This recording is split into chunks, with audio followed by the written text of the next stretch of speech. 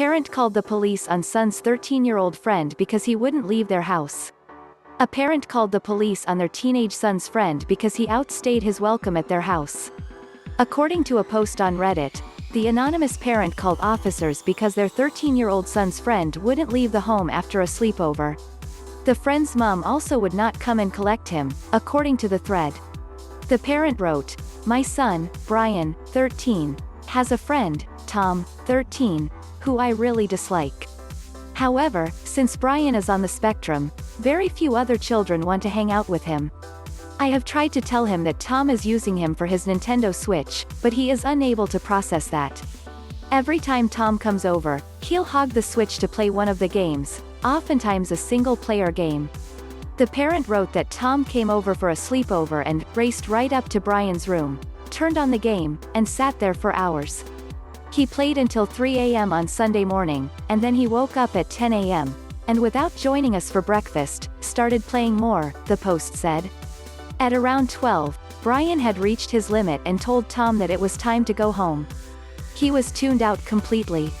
Brian then came to me asking what he should do, and I told him to be more assertive. An hour later, he came back, basically in tears, saying that no matter what he said, Tom was just ignoring him. I told Tom that he had to go home, and the kid legitimately looked me in the eye and said, "No, I don't think I will." The original poster, Op, said that they then called Tom's mother, who didn't pick up.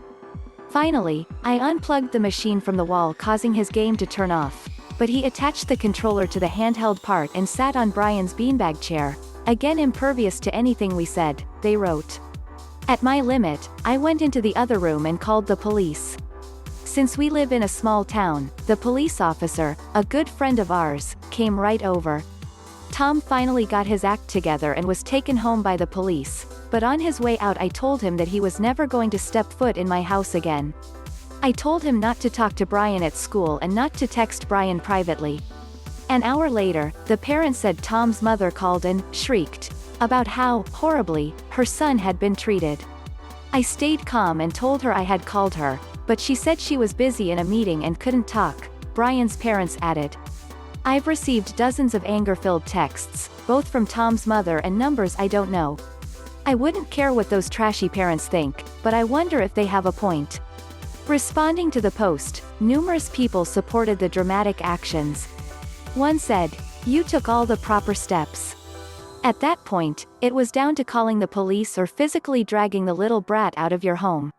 Both for the child's safety and for you not getting sued, calling the police was the right thing to do. Another wrote, "At first I kind of thought it was extreme just because I've heard too many stories of children getting in trouble with the police for things that are not that big a deal and it impacts their life forever. However, in this case the police officer was OP's friend, so she was basically just asking the officer to use their position to make the kid leave with no long-term impacts. At least I hope that was her initial plan. There's no harm in that, and who knows what would have happened without that option." However, not everyone shared this view. One said, "Apart from just taking the Switch away. I mean, I feel like Op didn't exercise all of her options before calling the police and then banning Tom from ever speaking to her son again. I get that she feels like her son is being used for his Switch, but now Tom will go tell everyone else that Brian's mom is going to call the police if you hang out with him.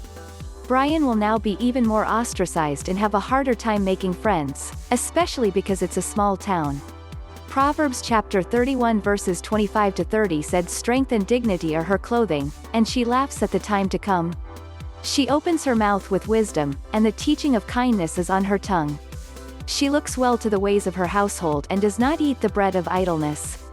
Her children rise up and call her blessed, her husband also, and he praises her. Many women have done excellently, but you surpass them all." Subscribe and like.